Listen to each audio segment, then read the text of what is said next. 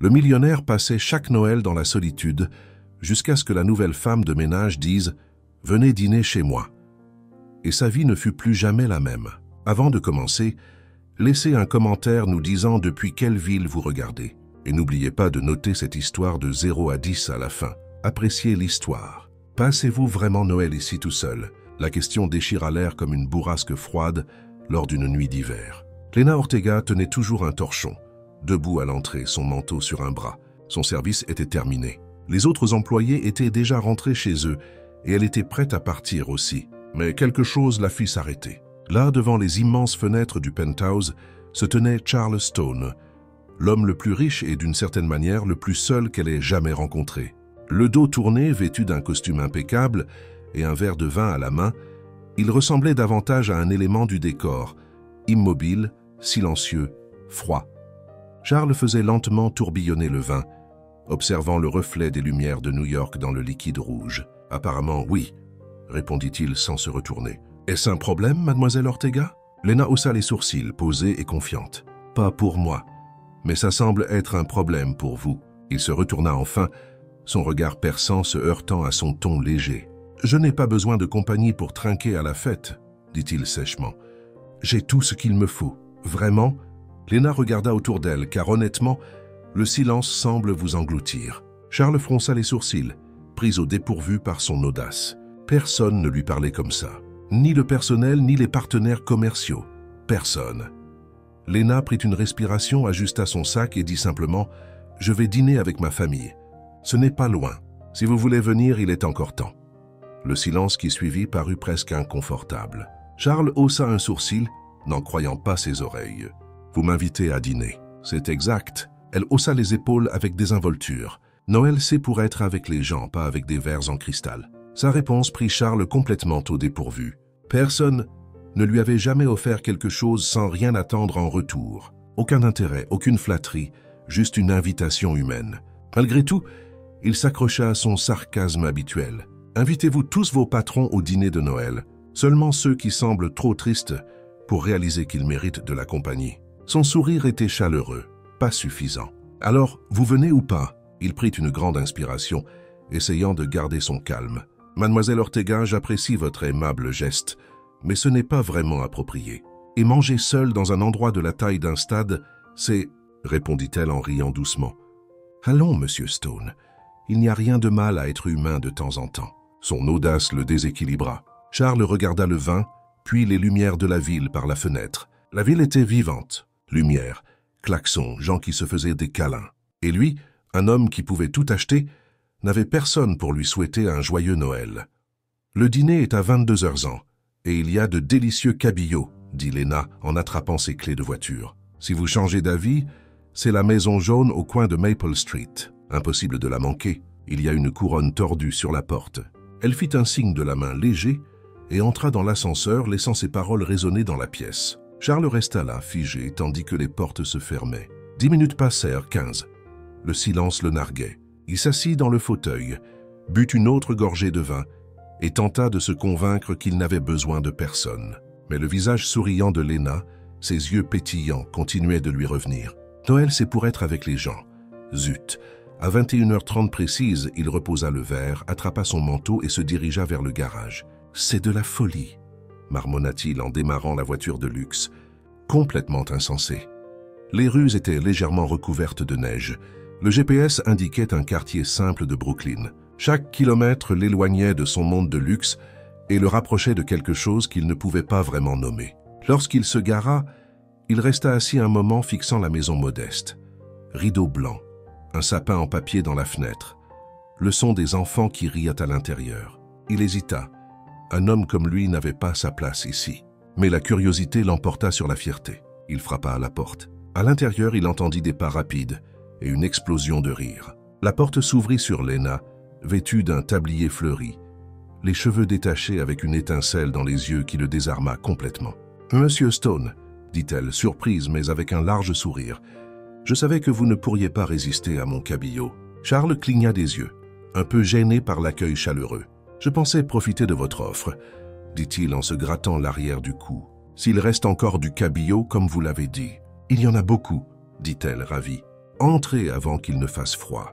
C'est le désordre ici, mais c'est un bon genre de désordre. » Elle s'écarta, et la chaleur de la pièce l'enveloppa comme une étreinte. L'odeur des épices, les rires et la musique remplissèrent l'air. Le salon était petit, simple, plein de vie. Des enfants riaient sur le canapé, et une femme plus âgée chantait faux dans la cuisine. Rien n'était chic, mais tout semblait vivant. « C'est différent, » murmura-t-il. « Chez nous, on appelle ça un foyer, » dit Léna en lui tendant une assiette. « Rasseyez-vous avant que toute la nourriture ne soit partie. » Il obéit un peu maladroitement. Chaque rire, chaque geste spontané le touchait d'une manière inconnue. Il n'y avait pas de formalité, pas de statut, juste des gens. Alors elle demanda en se servant. « Vous pensez toujours que passer Noël seul est mieux ?» Charles leva les yeux, et pour la première fois depuis longtemps, il sourit, un vrai sourire. Peut-être que j'avais tort. Le dîner se poursuivit avec des histoires amusantes, des souvenirs d'enfance de Léna, et de petits incidents de cuisine qui la faisaient rire d'elle-même. Sans s'en rendre compte, Charles commença à se détendre. À minuit, lorsque Léna leva son verre de jus et dit « Joyeux Noël », il fit de même. « Joyeux Noël, Léna ». Et pour la première fois depuis des années, ces mots ne sonnèrent pas creux. Dehors, la neige recouvrait la rue. À l'intérieur, le millionnaire qui vivait entouré de luxe découvrait quelque chose de bien plus rare, la chaleur d'être avec des gens qui ne voulaient rien de lui, sauf sa compagnie. Le lendemain matin, Charles se réveilla en clignant des yeux quelquefois, confus, essayant de se souvenir où il était. Le plafond n'était pas le sien. Le canapé était trop petit, et il y avait une odeur de café qui ne venait certainement pas de sa machine italienne haut de gamme. Ah, c'est vrai, la maison de Léna. Il s'assit lentement, se frottant la nuque. Ce canapé semblait aussi confortable qu'un banc de parc. Mais étrangement, il avait mieux dormi qu'il ne l'avait fait depuis des semaines. C'était peut-être l'épuisement, ou peut-être le fait que, pour la première fois depuis longtemps, il ne s'était pas réveillé seul dans un appartement vide. « Bonjour, monsieur l'exécutif ?» La voix joyeuse de Léna retentit depuis la cuisine, suivie d'un rire. « Avez-vous survécu à la nuit sur le canapé des gens du commun ?» Charles ne put s'empêcher de sourire. Il passa une main dans ses cheveux en désordre et se leva, redressant sa chemise froissée. « J'ai survécu, mais je crois que mon dos pourrait vous poursuivre en justice. » Léna apparut dans l'encadrement de la porte de la cuisine, tenant une tasse de café, vêtue d'un tablier couvert de chats de dessins animés. « Oh, allez, vous avez dormi comme un bébé. Je vous ai entendu ronfler. »« Je ne ronfle pas, » dit-il vexé. « Absolument si, » gronda-t-elle en souriant avec malice. « Mais ne vous inquiétez pas. C'était comme un ronflement aristocratique, très distingué. » Charles leva les yeux au ciel, mais ne put retenir un rire. « Ronflement aristocratique, c'est nouveau, ça. Vous voulez du café? Ou préféreriez-vous du thé vert bio, avec une touche d'essence de nuages suisses ?»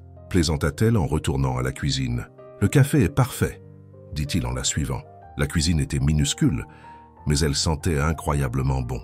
Léna sortait un gâteau du four et le parfum de cannelle et de cassonade emplissait la pièce. Charles s'assit à la petite table en bois, la regardant bouger avec des gestes rapides et assurés. « Vous avez fait un gâteau si tôt le matin ?»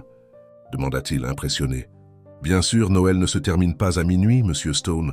Chez nous, on fait durer la fête. » Elle coupa une part généreuse et la déposa dans son assiette. « Goûtez et soyez honnête. Je peux accepter les commentaires constructifs. » Il prit une bouchée. La saveur était simple, faite maison, mais il y avait quelque chose de réconfortant.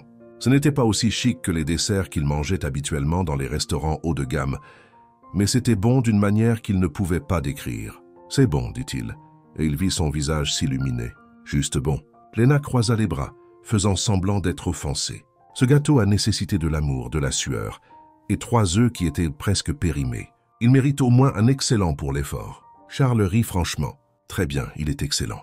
Bien meilleur. » Elle versa du café pour eux deux et s'assit en face de lui. « Alors, comment s'est passée votre première nuit hors du château ?»« Différente, » admit-il en prenant une gorgée. « Mais bonne, étrangement bonne. » Léna posa son menton dans sa main, l'étudiant. « Vous n'êtes pas habitué à ça, n'est-ce pas? Sortir de votre zone de confort. »« Pas vraiment, » confessa Charles en fixant sa tasse. « Ma vie est assez prévisible et solitaire, d'après ce que j'ai vu hier soir. » Son honnêteté le prit au dépourvu. Charles n'était pas habitué à ce que les gens lui parlent si directement. La plupart des gens ne le remarquaient pas ou ne s'en souciaient pas. « Et la vôtre ?» demanda-t-il. Toujours aussi animée et pleine d'énergie, Lena haussa les épaules, mais son sourire s'estompa un peu. J'essaie, mais certains jours sont difficiles. Vous savez, je travaille beaucoup, je ne gagne pas beaucoup. Et parfois j'ai l'impression de courir sur un tapis roulant qui ne mène nulle part. Avez-vous des rêves? Quelque chose que vous voulez faire d'autre que nettoyer derrière des millionnaires grincheux? Elle rit. Grincheux est en fait un surnom gentil, mais oui, j'en ai. Lena hésita comme si elle décidait de partager ou non. J'ai toujours voulu ouvrir un café. Quelque chose de simple et de confortable, où les gens peuvent s'asseoir, parler et savourer une part de gâteau fait maison. Rien de chic, juste vrai. Charles la regarda avec un intérêt sincère. Alors, pourquoi ne l'avez-vous pas fait? Parce que l'argent ne pousse pas sur les arbres, Monsieur Stone. Elle gloussa, mais il y avait de la tristesse dans ses yeux. J'économise ce que je peux, mais il y a toujours une facture, une dépense imprévue. C'est comme essayer de sécher la glace. Il resta silencieux un instant, réfléchissant. « Et ce qui vous effraie le plus dans tout ça ?»« L'échec, » répondit-elle immédiatement. « Essayez et ne pas réussir. Puis tout le monde dira « Je te l'avais bien dit et je devrais être d'accord. » Charles comprit cela plus qu'il ne voulait l'admettre. « Et vous ?» Lena demanda-t-elle, renvoyant la question vers lui. « De quoi avez-vous peur ?» Il prit une grande inspiration. Personne ne lui avait jamais demandé ça. « Le vide, » dit-il finalement, réalisant qu'il avait bâti un empire, mais rien qui ait vraiment d'importance. Lena resta silencieuse, absorbant l'information. Puis elle tendit la main et toucha doucement sa main. Un geste simple, mais réconfortant. « Je pense que vous comptez plus que vous ne le réalisez. » Le moment fut interrompu par le téléphone de Charles qui sonna. Il regarda l'écran et soupira. 17 appels manqués. « Je dois y aller, dit-il en se levant. Bien sûr, le monde des affaires n'attend pas. » Lena se leva aussi et l'accompagna jusqu'à la porte. Charles s'arrêta sur le seuil, se tournant vers elle. « Merci pour hier, pour aujourd'hui, pour tout. »« De rien. » Elle sourit chaleureusement. « Kéhé, si jamais vous voulez recommencer, les portes sont toujours ouvertes. Même si mon canapé est horrible. » Il rit. « Je réfléchirai à votre projet, le café. Peut-être que je peux aider. » Les yeux de Lena s'écarquillèrent. « Vraiment, vraiment, mais sans pression. Réfléchissez-y. » Elle fit un signe de la main en le voyant s'éloigner vers la voiture. Charles monta, démarra le moteur et jeta un coup d'œil dans le rétroviseur. Lena était toujours debout à la porte, lui faisant un signe avec ce sourire qui semblait illuminer toute la journée. Il lui rendit son sourire et s'éloigna en voiture. Le trajet de retour vers Manhattan fut rapide, mais chaque kilomètre semblait ajouter plus de poids sur ses épaules. Lorsqu'il arriva au Penthouse, la réalité le frappa comme un coup de poing. Son partenaire commercial, Gregory Hamilton, était assis dans le salon avec une expression tendue et un dossier de documents à la main. « Où étiez-vous » demanda Gregory sèchement. « Dehors » répondit Charles en retirant son manteau. « Nous avons une crise. La fusion avec Arquette est suspendue à un fil. Il reconsidère tout. » Charles ferma les yeux, sentant la pression revenir. « Qu'est-ce qui s'est passé ?» Fuite d'informations. Quelqu'un de l'intérieur a saboté les négociations. Le contraste était saisissant. Quelques heures plus tôt, il riait, mangeait un gâteau fait maison, se sentait humain. Maintenant, il était de retour dans le monde froid, calculé et impitoyable des affaires. Mais quelque chose avait changé. Pour la première fois, il se demanda si tout cela en valait vraiment la peine. « Nous allons régler ça, » dit Charles. Mais sa voix sonnait différemment, moins sûre, plus fatiguée.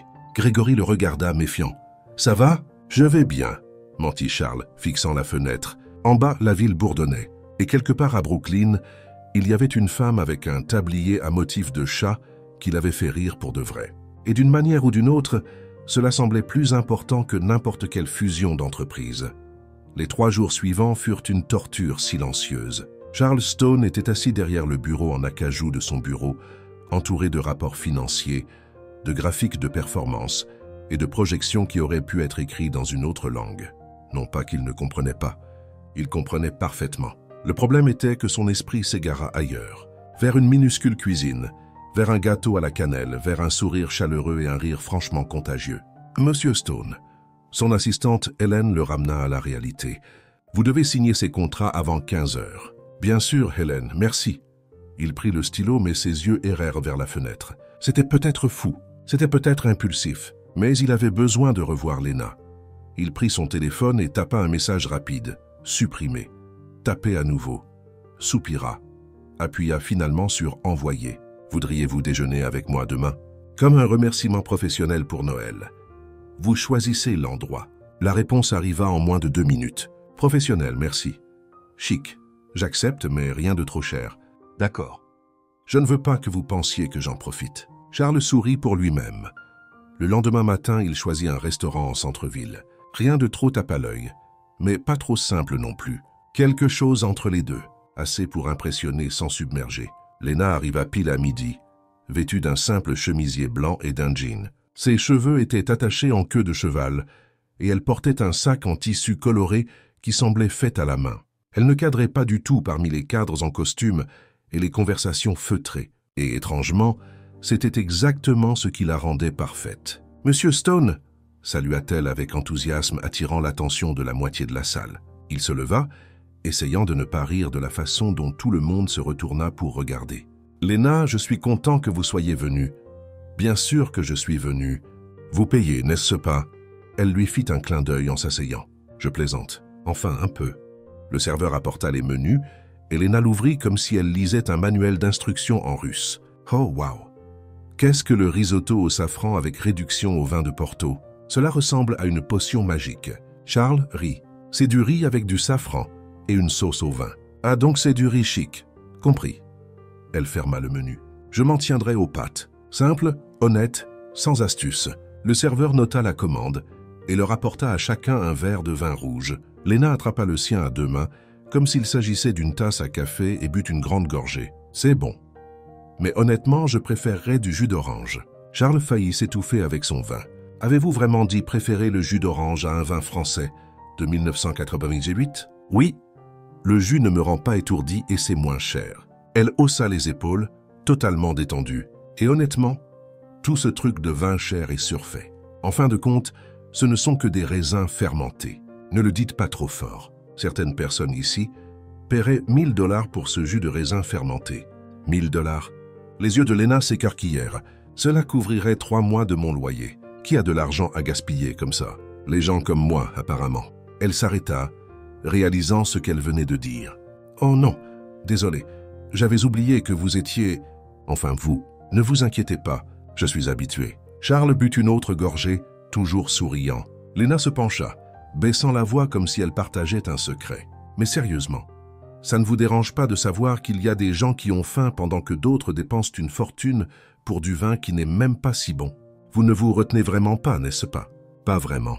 Ma grand-mère disait toujours « Lena, si tu as quelque chose à dire, dis-le, mais dis-le poliment. » Elle sourit. J'essaye d'être poli, mais ça ne marche pas toujours. Le serveur apporta leur plat. Lena attrapa sa fourchette et commença à manger avec enthousiasme, laissant échapper un hum de satisfaction. C'est bon. Cher, mais bon. Charles la regardait, fasciné. Il y avait quelque chose de rafraîchissant dans la façon dont elle existait, tout simplement. Pas de filtre, pas de masque. Alors il commença. Pensez-vous vraiment que tous les millionnaires sont arrogants? Pas tous, mais la plupart. Oui. Elle agita sa fourchette en l'air. Certains oublient que les gens normaux existent. Ils agissent comme si le monde tournait autour d'eux, parlent aux serveurs comme s'ils étaient invisibles, traitent les employés comme des meubles. C'est énervant. Je comprends. Prenez votre exemple. Elle pointa la fourchette vers lui avec désinvolture. Au début, vous étiez totalement comme ça.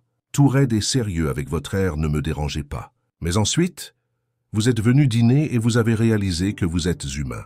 Grande amélioration. Charles toussota légèrement. M'avez-vous juste traité d'arrogant? Techniquement, j'ai dit que vous l'étiez au passé. Vous vous améliorez maintenant. Elle sourit, mordant dans un morceau de pain. Ne vous inquiétez pas, c'est un compliment déguisé. Il secoua la tête, riant. Vous êtes incroyable. Et vous riez. Voyez, je vous fais du bien. C'est alors qu'une voix de femme coupa l'ambiance légère comme un couteau. Charles Stone, quelle surprise.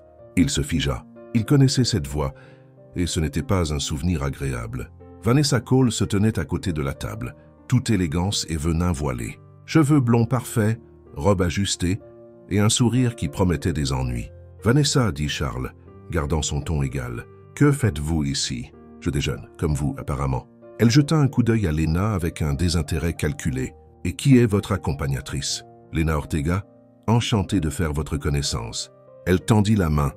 Vanessa la serra légèrement, comme si elle touchait quelque chose de désagréable. Quelle charmante! Charles a toujours eu un œil particulier pour les projets intéressants. Des projets. Lena haussa un sourcil. Vanessa, ça suffit, dit Charles calmement mais fermement. Oh, allez, pas besoin de faire semblant. Vanessa croisa les bras avec un sourire cruel. Vous avez toujours été attiré par les causes perdues. Cette fille de l'université que vous avez sauvée de la faillite. Le designer raté que vous avez soutenu pendant des mois et maintenant, eh bien celle-ci. Lena sentit son visage chauffer. Désolé, qu'essayez-vous de dire exactement? Elle sous-entend que tu n'es qu'un passe-temps pour moi, dit Charles en croisant le regard de Vanessa. Et elle a tort. Est-ce vrai? Vanessa inclina la tête, feignant l'innocence. Alors, dites-moi, Charles, sait-elle combien vous gagnez par an? Que vous pourriez probablement acheter l'immeuble où elle habite. Ça suffit. Charles se leva, mais Lena fut plus rapide. Elle attrapa son sac, sortit son portefeuille et jeta quelques billets sur la table. Les billets étaient suffisants. Elle regarda Vanessa avec dédain. Et juste pour que vous sachiez, je ne suis la cause perdue de personne. J'ai de la dignité. Quelque chose que vous ne comprenez manifestement pas. Elle se tourna vers Charles, les yeux brillants d'une colère retenue. Merci pour le déjeuner, Monsieur Stone. C'était éclairant. Lena, attendez. Il tenta de lui saisir le bras, mais elle se dégagea. Non, vous auriez dû me prévenir. Ce remerciement professionnel est venu avec un public. Elle fit un signe sarcastique à Vanessa. Au revoir, projet intéressant. Ce fut un plaisir. Et elle sortit du restaurant, laissant Charles debout impuissant, tandis que Vanessa souriait de satisfaction. Si dramatique, Charles. Vous n'apprenez jamais. Il la regarda, la voix froide. Écartez-vous. Vanessa haussa les épaules et partit, laissant derrière elle un sillage de parfum cher et du ressentiment. Charles se rassit, fixant l'assiette à moitié mangée que Lena avait laissée. Ces mots résonnaient toujours dans sa tête. J'ai de la dignité. Il se passa la main sur le visage, frustré. Peut-être que Grégory avait raison. Peut-être qu'il était vraiment nul en relations humaines. Mais une chose était sûre. Il devait réparer cela d'une manière ou d'une autre. 4 jours. 4 longs jours depuis le désastre du restaurant. Charles Stone avait envoyé 3 messages. Aucune réponse. Appelé 2 fois. Directement en messagerie vocale. Il avait même pensé se présenter chez elle. Mais quelque chose le retint. La fierté peut-être? Ou la peur d'aggraver les choses. Il passait ses soirées sur le canapé du penthouse à fixer son téléphone comme s'il pouvait le forcer à sonner. Grégory avait raison. Il était nul en relations humaines. Mais cette fois, il voulait vraiment arranger les choses. Lena de son côté faisait comme si tout allait bien. Elle travaillait, souriait aux voisins, cuisinait des gâteaux comme si de rien n'était. Mais la nuit, quand le silence arrivait, elle se surprenait à penser au rire sincère de Charles, à la façon maladroite dont il tenait sa tasse de café, à la façon dont il la regardait, comme si elle était vraiment intéressante. « Non », se dit-elle. « C'est juste un autre riche ennuyé. » Vanessa avait raison. Alors pourquoi ça faisait si mal? Le matin du 5e jour, le ciel de New York était lourd, rempli de nuages sombres, menaçant de pluie. Lena était chez elle, parcourant les vieilles recettes de sa grand-mère quand la sonnette retentit. Elle n'attendait personne. Elle ouvrit la porte et se figea.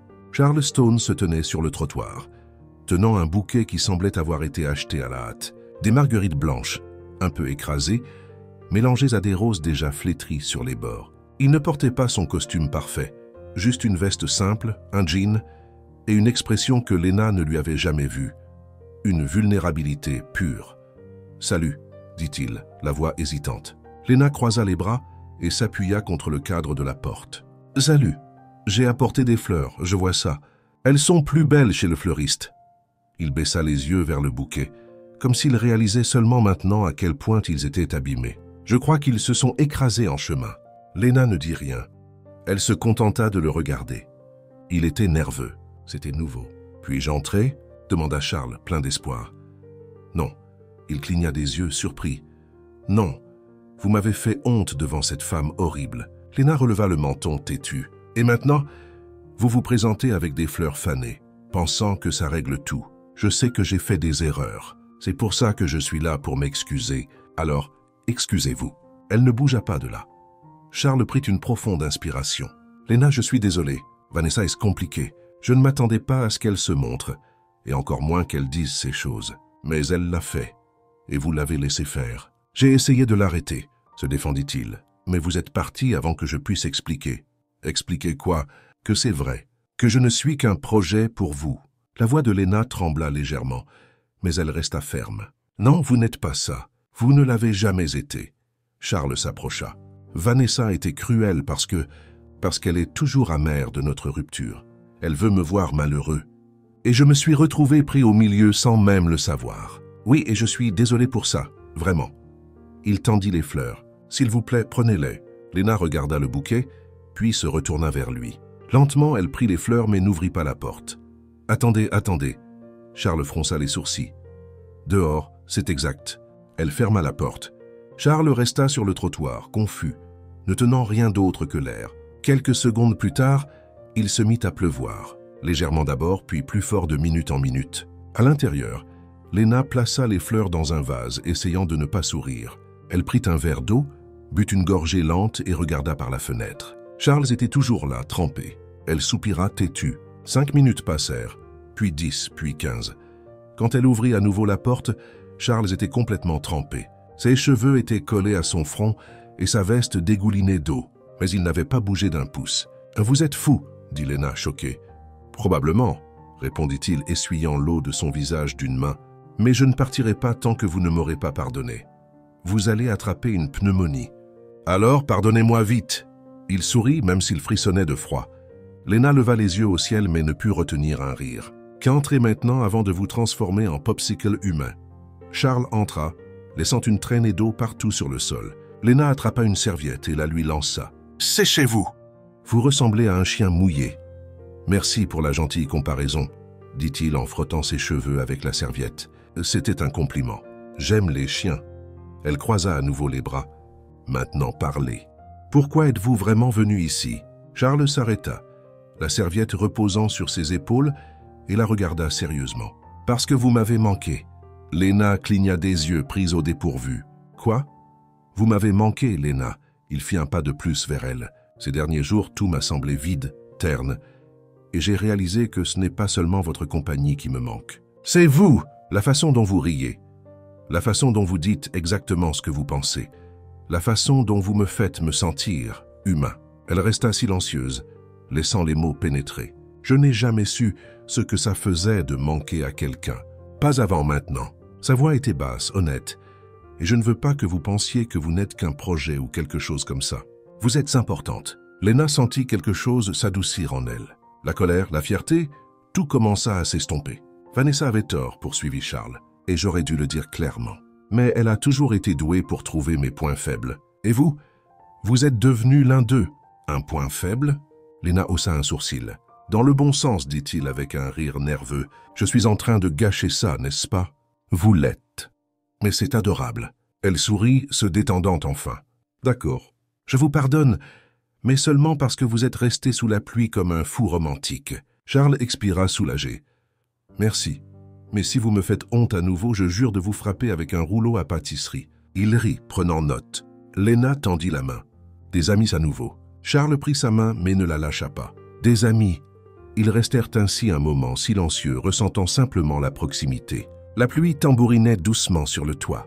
L'odeur du café flottait encore dans l'air, et pour la première fois depuis des jours, tout semblait juste, jusqu'à ce que le téléphone de Charles sonne. Il regarda l'écran et fronça les sourcils. « Désolé, je dois prendre ça. C'est du bureau, allez-y. » Léna lâcha sa main. Charles s'écarta pour répondre. « Allô, Grégory. Qu'y a-t-il » La voix de son partenaire était tendue. « Tu dois revenir à New York tout de suite. Ton père vient d'arriver. » L'estomac de Charles se serra. «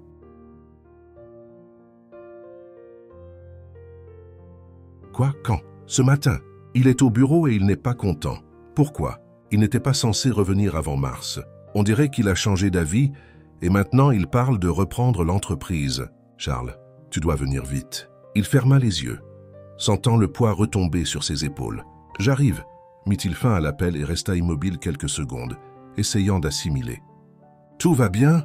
demanda Léna, remarquant son changement d'expression. « Mon père est de retour. » Sa voix était lasse, et ça complique tout. Pourquoi? Charles hésita. Comment pouvait-il expliquer que son père n'approuverait jamais qu'il s'implique avec une employée? Que l'homme qui a bâti l'entreprise l'a fait en restant émotionnellement distant et en plein contrôle. Il est compliqué, et il n'aime pas quand je mélange vie personnelle et travail. Léna fronça les sourcils. Mais nous ne sommes plus que des amis. Il n'y a rien de mal à ça. Je sais, mais pour lui, tout ce qui sort des règles est un problème. Charles soupira frustré. Je dois y aller. Je dois régler ça avant que ça ne devienne un plus grand désordre. D'accord, va-t'en. Lena força un sourire. Nous parlerons plus tard. Il hocha la tête et sortit, toujours trempé, portant le poids d'une tempête bien plus grande que celle à l'extérieur. Lena ferma lentement la porte et s'adossa contre elle. Pour la première fois, elle sentit que quelque chose était sur le point de changer, et elle ne savait pas si ce serait pour le meilleur ou pour le pire. Le bureau était beaucoup trop calme lorsque Charles arriva. Normalement, il y aurait eu de l'activité, des conversations, des téléphones qui sonnent, mais maintenant, c'était comme si tout le monde savait que quelque chose d'important se passait et choisissait de disparaître. Il descendit le couloir vitré jusqu'au bureau principal, où Grégory l'attendait, avec un air qui mélangeait sympathie et inquiétude. « Il est dans votre bureau », dit Grégory doucement. « Et il n'est pas d'humeur. Qu'en est-il » murmura Charles, en redressant le costume qui était encore humide de la pluie. Il prit une profonde inspiration et ouvrit la porte. William Stone était assis dans le fauteuil en cuir qui jusqu'à ce matin appartenait à Charles. L'homme avait près de 70 ans, des cheveux gris peignés avec soin, des lunettes à monture dorée et une posture qui rayonnait d'autorité. Il n'avait pas besoin d'élever la voix pour prendre le contrôle d'une pièce. Sa seule présence suffisait. « Père » le salua Charles en fermant la porte derrière lui. « Je ne m'attendais pas à votre retour si tôt. » William leva les yeux des papiers qu'il lisait, scannant son fils de la tête aux pieds. « Apparemment, j'aurais dû revenir plus tôt. Il semble que les choses soient devenues décontractées par ici. L'entreprise se porte bien. Les chiffres du dernier trimestre le prouvent. Les chiffres comptent, Charles, mais la discipline et la concentration sont essentielles. » Il retira ses lunettes et les nettoya avec un chiffon de soie. « Et j'ai entendu dire que vous étiez distrait. » Charles fronça les sourcils. « Qui vous a dit ça? Peu importe. Ce qui compte, c'est qu'il y ait des rumeurs selon lesquelles vous seriez impliqué de manière inappropriée avec une employée. » L'estomac de Charles se serra. « Je ne sais pas où vous avez entendu ça. Vanessa m'a appelé. Bien sûr que c'était elle. » Charles ferma les yeux un instant, essayant de rester calme. « Vanessa n'a pas fait partie de ma vie depuis plus d'1 an. Elle se soucie toujours de vous, et de moi aussi. » William se leva et fit le tour du bureau. Elle a dit « Vous voyez une femme de ménage. » Est-ce vrai? Lena n'est pas juste une femme de ménage. C'est une personne incroyable. Travailleuse, intelligente, drôle. Hors de propos, la voix de William coupa comme une lame. Vous êtes l'héritier de cette entreprise. Chaque geste que vous faites est surveillé. Chaque décision que vous prenez reflète notre réputation. Et s'impliquer avec quelqu'un de cette classe sociale est inacceptable. Classe sociale. Le sang de Charles monta à la tête. Vous êtes sérieux? Complètement, dit William en croisant les bras.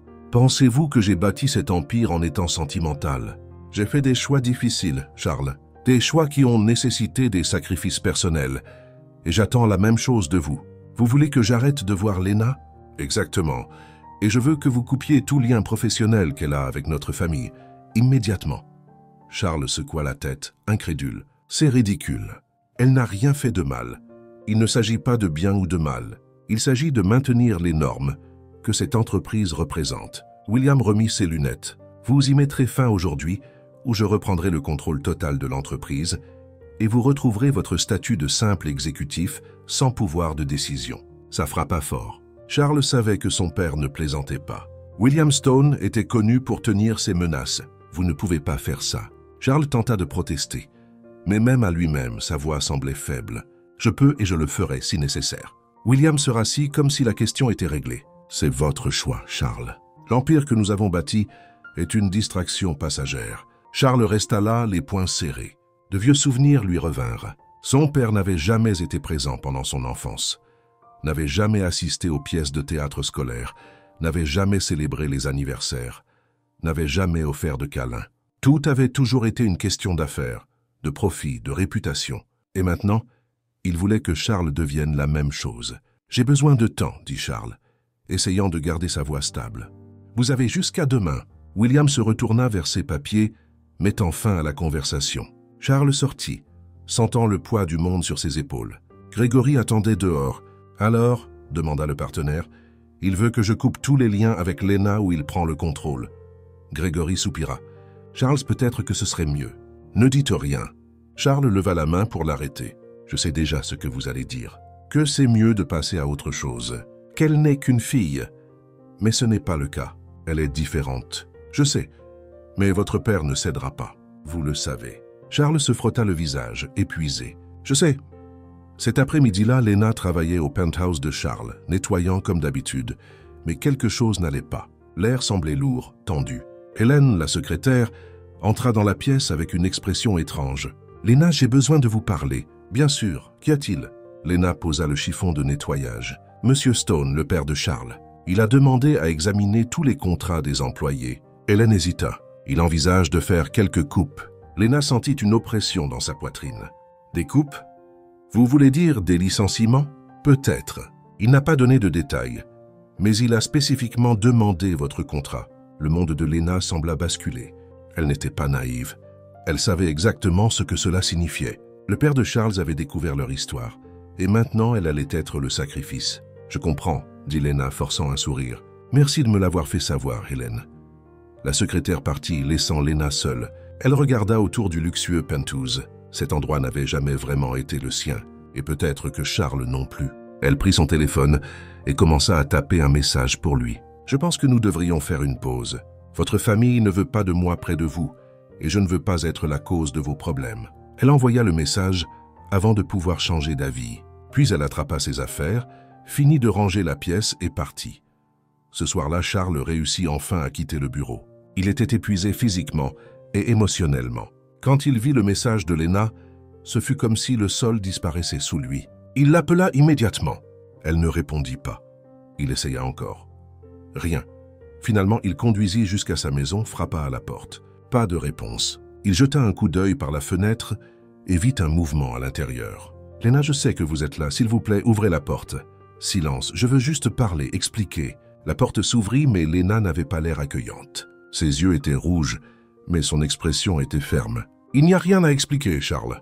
Je comprends. Votre père ne veut pas de moi près de vous. Et honnêtement, je ne peux pas lui en vouloir. »« Quoi ? Lena, ce n'est pas vrai. »« Si, c'est vrai. Je ne suis qu'une femme de ménage. » Il a raison. Elle croisa les bras, se protégeant. « Nous venons de mondes différents. J'ai été naïve de penser que cela pourrait fonctionner. Ne dites pas ça. » Charles tenta de lui prendre la main, mais Lena recula. « Je remets ma démission demain. C'est mieux ainsi pour vous, pour votre entreprise. Pour tout le monde. »« Non, vous ne ferez pas ça. » Sa voix devint désespérée. « J'ai déjà décidé, Charles. » Elle força un triste sourire. « Merci pour tout. Vraiment, vous m'avez fait me sentir spécial. Même si ce n'était que pour un court moment. Lena, bonne nuit, Monsieur Stone. » Elle ferma la porte lentement mais fermement. Et cette fois, elle ne l'ouvrit plus. Charles resta là sur le trottoir, impuissant. Chaque partie de lui voulait défoncer cette porte, la serrer contre lui promettre qu'il arrangerait tout. Mais il ne bougea pas. Parce qu'au fond, il ne savait pas comment arranger ça. Il ne savait pas comment choisir entre l'empire qu'il avait passé toute sa vie à construire et la femme qui avait tout changé en quelques semaines. Le lendemain, Lena fit ses derniers cartons au penthouse. Elle plia les torchons, rangea les fournitures et laissa tout en ordre. Charles était dans son bureau quand Hélène apporta la lettre de démission.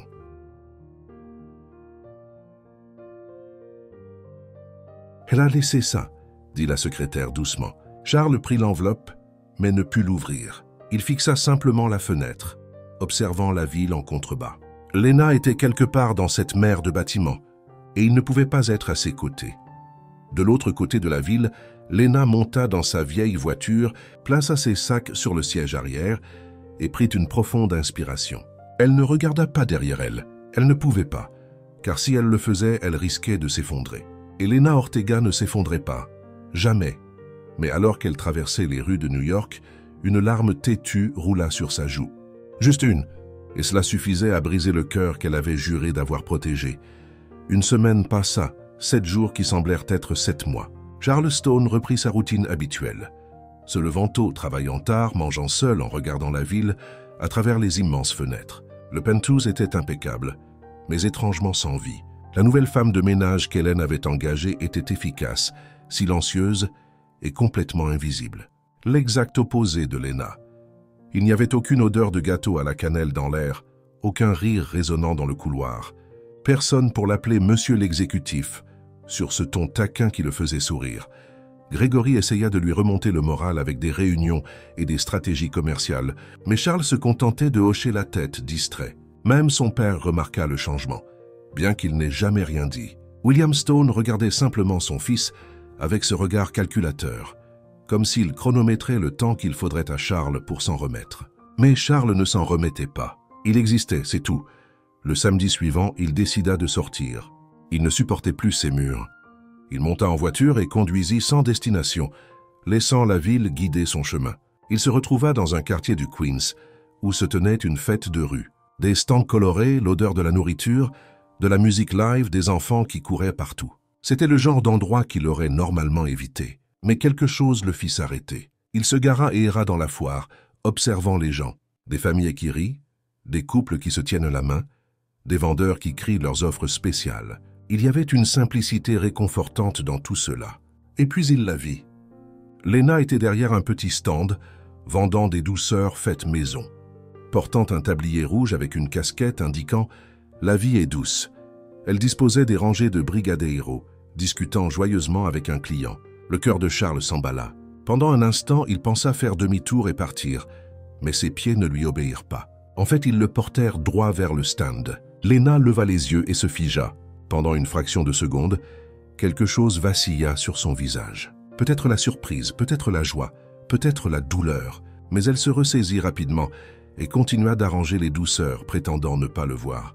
« Excusez-moi, » dit Charles, s'approchant du stand. « Combien coûtent les brigadeiros ?» Lena continua de déplacer les petites boîtes sans le regarder. « $2 chacun, mais nous fermons bientôt. Alors je les prendrai tous. » Elle leva enfin les yeux vers lui, surprise. « Tous ? Tous ?» Il montra les rangées de douceurs. « Qu'y a-t-il ? 5, 60 ? Vous êtes fous ?» Lena croisa les bras. « Personne n'achète 60 brigadeiros d'un coup. Moi si. » Charles sortit son portefeuille. « Non. » Elle secoua la tête. « Rangez votre argent. Je n'ai pas besoin de charité. Ce n'est pas de la charité. J'aime les brigadeiros. » Il esquissa un léger sourire. « Et les vôtres ont l'air incroyables. Vous ne saviez même pas ce qu'était un brigadeiro il y a 3 semaines. C'est vrai, mais maintenant je le sais. Et je veux tous les acheter. » Lena fit un bruit d'agacement, irrité. « Vous êtes impossible. Vous avez déjà dit ça. » Il inclina la tête, amusé. « Alors, vous vendez ou pas ? Pourquoi êtes-vous ici, Charles ?» Sa voix semblait lasse. « N'étions-nous pas censés rester loin l'un de l'autre ? N'est-ce pas ce que votre père voulait ? » C'était le cas, soupira-t-il. « Mais je me fiche de ce qu'il veut maintenant. Vous devriez vous en soucier. C'est votre père, et c'est votre entreprise. Peut-être, mais je suis fatigué de vivre une vie qui ne me rend pas heureux. » Charles s'appuya sur le stand en la regardant. « Vous me manquez, Lena. La maison est froide sans vous, et ce n'est pas juste le ménage. » Elle détourna le regard, essayant de cacher ses émotions. « Ne faites pas ça. » « Faire quoi ? Dire la vérité. » M'y perturber. Elle croisa enfin son regard. « J'ai pris une décision. C'était difficile, mais je l'ai prise. Et maintenant, vous arrivez en disant toutes ces choses, et vous gâchez tout à nouveau. Je suis désolé, mais je devais vous voir. » Lena resta silencieuse un instant, se mordant la lèvre. Puis elle prit une petite boîte de brigadeiros et la lui tendit. « Tenez, gratuit maintenant, partez. Seulement si vous venez avec moi. »« Quoi ?» Elle haussa un sourcil. « Il y a un événement caritatif du Nouvel An dans 2 semaines. Rien de trop chic, je vous le promets. Juste un dîner, de la musique. Quelques personnes ennuyeuses que je devrais supporter. » Il sourit. « Et j'aimerais vraiment que vous veniez avec moi. » Lena rit, n'y croyant pas. « Vous m'invitez à un événement de riches après tout ce qui s'est passé. Je le fais, et avant que vous ne disiez non. Sachez simplement que je n'abandonnerai pas facilement. Je peux rester ici toute l'après-midi à acheter des brigadeiros jusqu'à ce que vous disiez oui. Vous êtes ridicule. » Mais elle souriait, ridicule mais persistant. Il croisa les bras. « Et une chose de plus, mon père sera là, et je veux qu'il voie que vous êtes importante pour moi. Pas comme une employée, mais comme quelqu'un qui compte. » Lena sentit son cœur s'emballer. « Charles, je sais que c'est compliqué. Je sais que nous venons de mondes différents, mais ça m'est égal maintenant. » Il fit un pas vers elle. « Je veux juste passer le Nouvel An avec vous et montrer à mon père, à Vanessa, à tout le monde, que vous n'êtes pas une distraction. Vous êtes vous. » Elle resta là traitant tout. Une partie d'elle voulait dire oui tout de suite. Mais la partie rationnelle avait encore peur. « Je n'ai rien à mettre pour quelque chose comme ça, » dit-elle finalement. « Vous pouvez porter ce que vous voulez. Je m'en fiche. Et votre ex sera-t-elle là ? Probablement. Mais je serai avec vous. » Il sourit. « Et si elle essaye quelque chose, je vous donne la permission totale de lui jeter du jus d'orange dessus. » Lena rit, se détendant enfin, tentant. « Alors vous venez ?» Charles lui tendit la main. « S'il vous plaît. » Elle regarda sa main puis ses yeux. « D'accord, je viendrai. »« Vraiment ?» Il sembla sincèrement surpris. « Vraiment, mais à une condition. » Elle pointa un doigt vers lui. « Pas de robe chic achetée par vous. Pas de bijoux, pas de limousine. J'y vais à ma façon ou je n'y vais pas du tout. » Charles rit, soulagé. Marché conclu. « À votre façon. Et une chose de plus. » Elle croisa les bras, sérieuse. « Si votre père dit quelque chose de grossier, je ne vais pas me taire. Je lui répondrai poliment, mais je le ferai. Je ne m'attendrai pas à moins. » Il lui tendit de nouveau la main. « C'est un accord. » Lena serra sa main, sentant la fermeté de sa prise. « Accord? Super. Alors je passerai vous prendre à 19h. Je peux y aller toute seule. Je sais que vous pouvez, mais je veux venir vous chercher. » Il sourit. « Laissez-moi être un gentleman juste cette fois. » Elle leva les yeux au ciel, mais elle souriait. « D'accord, monsieur l'exécutif. Vous gagnez cette manche. » Charles sentit une vague de soulagement si forte qu'elle faillit le renverser. Il avait Lena de retour. Même si c'était juste pour une nuit, il l'avait récupérée. « Puis-je prendre le Brigadeiro maintenant ?» demanda-t-il, pointant le stand. « Prenez-en 10. Je vendrai le reste. » Elle commença à emballer les boîtes. « Et vous feriez mieux de payer correctement. Ne me donnez pas un billet de $100 en disant de garder la monnaie. Je ne ferai pas ça, si vous le feriez. » Elle le regarda avec cette étincelle familière. « Je vous connais, Charles Stone. » Il rit, prenant les boîtes. « Je pense que oui. » En retournant à sa voiture, Charles sentit quelque chose qu'il n'avait pas ressenti depuis des jours, l'espoir. Peut-être que ce ne serait pas facile. Peut-être qu'il y avait encore des obstacles devant eux. Mais pour la première fois, il était prêt à se battre. Lena le regarda s'éloigner, sentant toujours la chaleur de sa main et la sienne. Elle savait qu'elle prenait un risque à nouveau, qu'elle pouvait être blessée, mais il y avait quelque chose chez Charles Stone qui lui donnait envie d'essayer. Et peut-être, juste peut-être, ce nouvel an pourrait être le début de quelque chose de nouveau, quelque chose de réel. Elle sourit pour elle-même et retourna arranger les douceurs. Et pour la première fois depuis une semaine, elle eut l'impression que l'avenir pouvait être doux, aussi doux que les brigadeiros qu'elle faisait de ses propres mains. De l'autre côté de la rue, Charles monta dans la voiture et appela Grégory. « Greg, j'ai besoin de votre aide pour quelque chose. Une surprise, et elle doit être parfaite. » Il savait exactement quoi faire. Et cette fois, rien, ni son père, ni Vanessa, ni le monde entier, n'allait l'empêcher de rendre Lena heureuse, car elle l'était. Et il était enfin prêt à le lui montrer. La Saint-Sylvestre arriva avec un ciel clair et étoilé au-dessus de Manhattan. L'événement caritatif se déroulait dans l'une des salles les plus élégantes du centre-ville, avec des lustres en cristal, des tables décorées de fleurs blanches et un orchestre jouant doucement en arrière-plan. Charles Stone ajusta sa cravate pour la 5e fois, l'air nerveux. Grégory le regardait amusé. « Vous êtes plus anxieux que lorsque nous avons conclu cet accord de $2 millions, dit son partenaire en sirotant du champagne.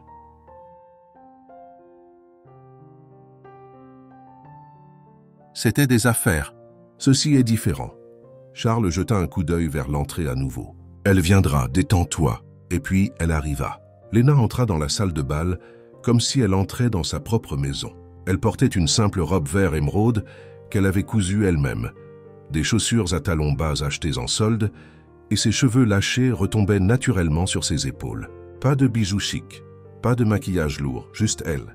Et elle était absolument éblouissante. Les conversations dans la pièce se turent un instant.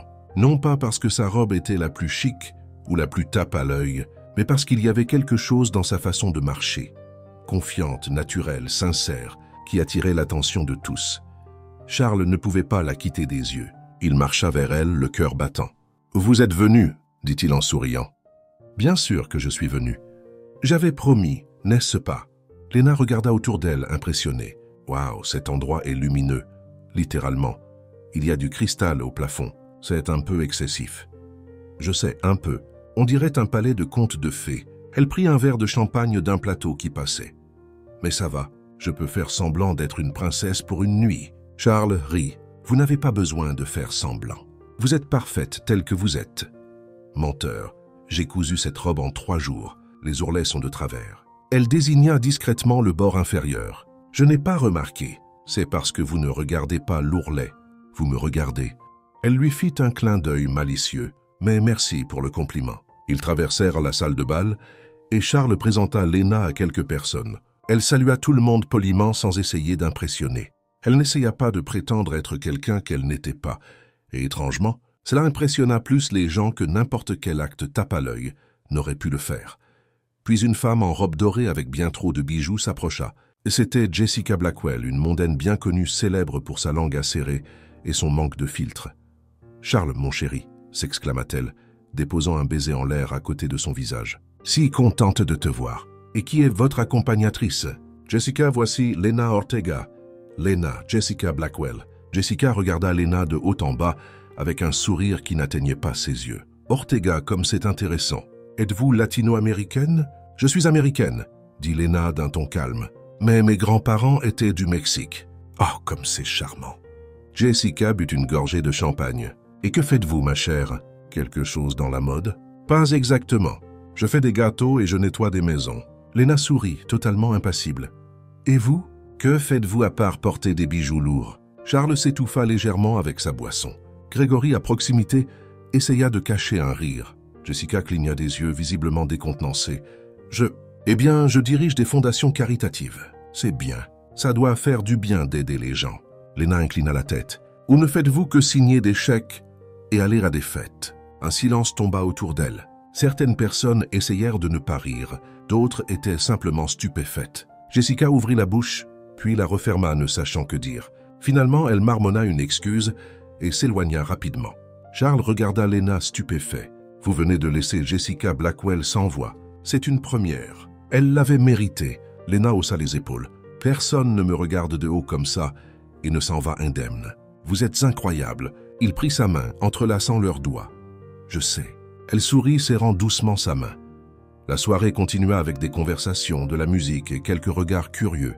Charles ne quitta pas le côté de Lena une seconde, et elle semblait de plus en plus à l'aise, riant, parlant, dansant même avec lui de cette manière légèrement maladroite qui était la sienne. Juste avant minuit, Charles l'emmena sur le toit.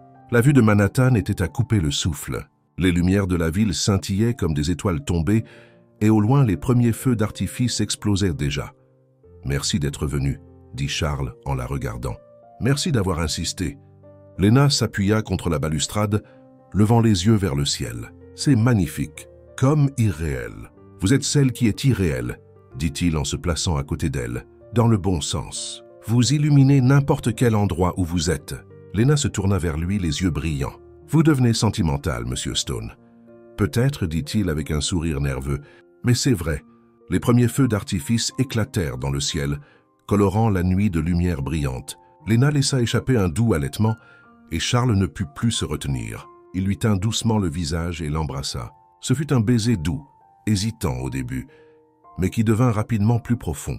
Lena répondit, glissant ses doigts dans ses cheveux, laissant le monde autour d'eux s'estomper. Quand ils se séparèrent, tous deux étaient essoufflés. Les feux d'artifice continuaient d'exploser, mais aucun d'eux ne le remarqua. « Joyeux Nouvel An !» murmura Charles, posant son front contre le sien. « Joyeux Nouvel An !»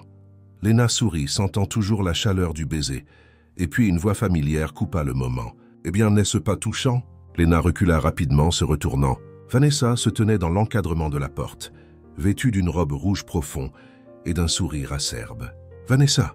La voix de Charles se tendit. « Que faites-vous ici ? Je viens juste féliciter le couple heureux, » dit-elle en marchant lentement vers eux. « Bien que je me demande, Lena, avez-vous vraiment des sentiments pour lui ou profitez-vous simplement de l'occasion ?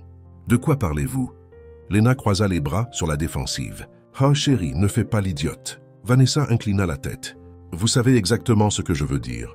Une fille simple, sans argent, sans avenir, qui attire soudainement l'attention de l'un des hommes les plus riches de la ville. Cela semble un peu trop pratique, n'est-ce pas ? Vanessa, ça suffit. » Charles dit en s'avançant. « Non, laissez-la parler. » Lena leva la main, l'arrêtant. Elle regarda directement Vanessa. « Vous pensez que je suis avec lui pour son argent ? N'est-ce pas un peu suspect ? Vous apparaissez de nulle part. Vous jouez le rôle de la victime sans défense. Gagnez sa sympathie. » Vanessa haussa les épaules. « J'ai déjà vu cette histoire. » La poitrine de Lena se serra. Pas à cause de ce que Vanessa avait dit, mais parce que Charles n'avait rien dit. Elle s'attendait à ce qu'il la défende immédiatement, qu'il dise quelque chose, n'importe quoi. Mais il se tenait là, traitant les paroles de Vanessa, et ce silence suffisait. « Vous savez quoi ?» Lena attrapa son sac. « Je n'ai rien à prouver ni à vous, ni à personne d'autre. Léna, attendez. Charles tenta de saisir son bras. Non. Elle se dégagea, les yeux brillants de larmes retenues. Vous avez hésité. Pendant une seconde, vous l'avez cru. Ce n'est pas vrai. Si, c'est vrai. Je l'ai vu dans vos yeux. Léna secoua la tête, déçue. Merci pour ce soir, Charles. C'était une révélation. Elle passa devant Vanessa sans la regarder et entra dans la salle de bal. Charles resta là, abasourdi, sentant son monde s'effondrer. Vanessa sourit, satisfaite. Ils sont toujours si dramatiques, ces filles. Charles la regarda, la voix froide. Écartez-vous. Vanessa recula, surprise par son éclat. Il passa devant elle en courant, poursuivant Léna. Mais quand il atteignit la salle de bal, elle était déjà partie. Perdue dans la foule, les feux d'artifice continuaient d'illuminer le ciel à l'extérieur. La fête battait son plein. Mais pour Charles Stone, la nouvelle année avait commencé avec le goût amer de quelque chose de perdu. Encore, 3 jours, 72 heures depuis la Saint-Sylvestre. Charles avait appelé 12 fois, envoyé des messages, fait 2 visites à sa maison, mais Léna n'ouvrit jamais la porte. Il savait qu'elle était à l'intérieur. Il voyait les lumières allumées, entendait de la musique douce, mais elle ne répondait tout simplement pas. Il ne pouvait pas lui en vouloir. À ce moment, sur le toit, lorsque Vanessa avait fait ses accusations, il avait hésité juste une seconde, mais c'était suffisant pour que Léna voie le doute dans ses yeux. Et maintenant, il en payait le prix. Léna, de son côté, se plongea dans le travail. Elle accepta toutes les commandes de pâtisserie possibles, nettoya 3 maisons supplémentaires, fit des courses pour des voisins âgés, n'importe quoi pour rester occupée. Parce que le moment où elle s'arrêtait, tout revenait en force. Le baiser, la chaleur, le sentiment d'appartenir enfin à un endroit. Et puis la voix de Vanessa déchirant tout. Elle n'était pas en colère contre Charles. Elle était en colère contre elle-même pour avoir cru, ne serait-ce qu'un instant, que cela pourrait réellement fonctionner.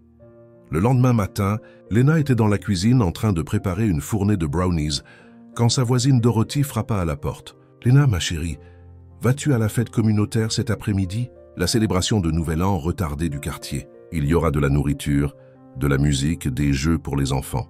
Dorothy sourit vivement. « Tu devrais venir. Ça te fera du bien de sortir un peu de la maison. » Léna pensa dire non, mais quelque chose dans l'insistance de Dorothy la fit accepter. « D'accord, je passerai. Super, et apporte ces brownies. Tout le monde adore ta pâtisserie. » Quelques heures plus tard, Léna arriva sur la place du quartier, portant une boîte de brownies. De la musique jouait. Des enfants couraient partout, et il y avait des tables remplies de nourriture et de décorations simples qui rendaient l'atmosphère chaleureuse et accueillante. Elle salua quelques visages familiers, déposa les brownies à la table des desserts et commença à se détendre. Peut-être que Dorothy avait raison. Peut-être que c'était exactement ce dont elle avait besoin. Puis elle le vit. Charles Stone se tenait de l'autre côté de la place, vêtu d'un jean et d'un simple t-shirt. Rien à voir avec ses costumes impeccables habituels. Il faisait la vaisselle, littéralement, à un poste de cuisine improvisé à côté de 2 femmes plus âgées. Il récurait des casseroles avec une éponge, les bras mouillés jusqu'au coude. Léna se figea. Que faisait-il ici? « Oh, vous avez remarqué le nouveau ?» Dorothy dit, apparaissant à côté d'elle. Il est arrivé tôt, a proposé d'aider avec tout. Il a déjà fait la vaisselle, installé les tables, même joué avec les enfants. Quel homme gentil. Léna ne pouvait détacher ses yeux de lui. Charles rit de quelque chose que l'une des femmes avait dit, puis tendit la main vers une autre casserole à laver. Rien chez lui ne semblait forcé. Il semblait sincèrement à l'aise. Un enfant tira sur son t-shirt, lui demandant de l'aide avec un cerf-volant coincé dans un arbre. Charles laissa tout tomber, alla à l'arbre, et après quelques efforts et les rires des enfants, réussit à récupérer le jouet. Le garçon lui fit un câlin, le remerciant. Charles ébouriffa les cheveux du garçon, souriant. Quelque chose à l'intérieur de Léna commença à fondre. « Vous le connaissez ?» demanda Dorothy, remarquant son regard. « Un peu, murmura Léna, regardant toujours. « Alors va lui parler. Il a l'air d'avoir besoin de compagnie. » Léna hésita. Une partie d'elle voulait faire demi-tour et partir. Mais l'autre partie, la partie têtue qui n'abandonnait jamais, la poussa en avant. Elle marcha jusqu'au stand de cuisine. Charles séchait ses mains avec une serviette. Quand il la vit, son visage s'illumina. « Léna, Charles !» Elle croisa les bras, essayant de rester composée. « Que faites-vous ici ?»« Je fais la vaisselle. »« Apparemment, » dit-il avec un petit sourire, « et je rate lamentablement mes tentatives pour sauver des cerfs-volants des arbres. »« J'ai vu ça !» Elle ne put s'empêcher d'esquisser un léger sourire. « Vous avez failli tomber, presque. Mais la dignité du petit était en jeu. Il haussa les épaules. Ça valait le coup. Léna regarda autour d'elle, essayant d'assimiler tout ça.